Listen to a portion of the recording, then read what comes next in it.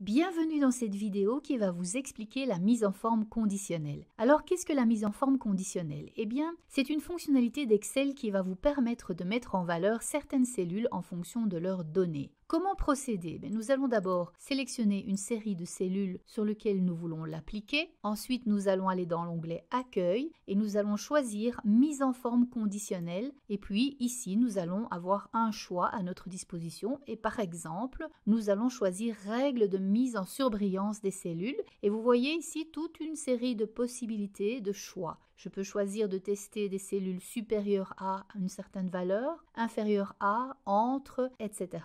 Dans ce cas-ci, nous allons choisir inférieur à et dans la fenêtre qui va s'ouvrir, nous allons mentionner ici notre condition qui sera de 150 000. Et puis le remplissage, nous avons le choix de garder le remplissage proposé dans cette liste, format personnalisé. Et ici, vous avez le choix de la police de caractère, des bordures et du remplissage au besoin. Mais dans notre cas, nous allons choisir les valeurs par défaut, remplissage rouge clair avec texte rouge foncé et je vais simplement cliquer sur OK. Et voilà, le tableau montre directement les valeurs inférieures à 150 000. Pour enlever la mise en forme conditionnelle, c'est très simple. Il vous suffit de cliquer dans mise en forme conditionnelle et ensuite effacer les règles et puis effacer les règles des cellules sélectionnées ou bien de la feuille entière dans notre cas.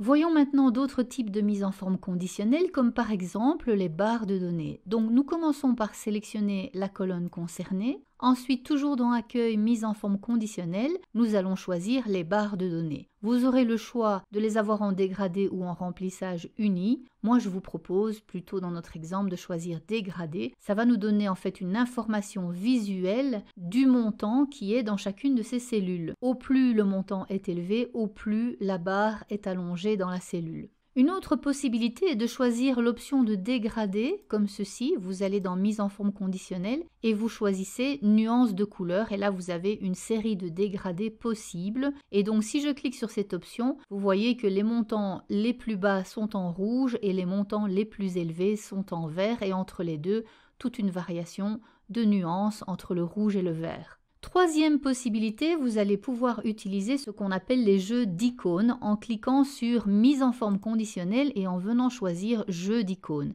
Et là encore une fois, vous avez une série de jeux d'icônes à votre disposition, plutôt directionnels ou des formes ou des indicateurs et donc le choix est assez conséquent. Nous allons pour notre exemple choisir un indicateur sous forme de feu de circulation. Je vais agrandir un tout petit peu la colonne pour qu'on puisse voir le résultat. Et de la même façon que tout à l'heure, les valeurs les plus basses sont représentées par un icône en rouge et toutes les valeurs les plus élevées sont représentées dans les nuances du rouge au vert. L'intérêt bien entendu est de créer maintenant notre propre règle et donc pour cela nous allons sélectionner les cellules de notre colonne totale. Nous allons aller dans Mise en forme conditionnelle, Jeu d'icônes et nous allons aller ici choisir Autre règle pour accéder à la personnalisation. Alors ici, vous pouvez choisir évidemment votre jeu d'icônes, vous pouvez choisir le style d'icône que vous voulez appliquer et bien sûr, ici en dessous, vous allez pouvoir travailler sur les valeurs. Nous allons choisir le type nombre et ensuite nous allons spécifier nos conditions. Alors si la valeur est supérieure à 650 000,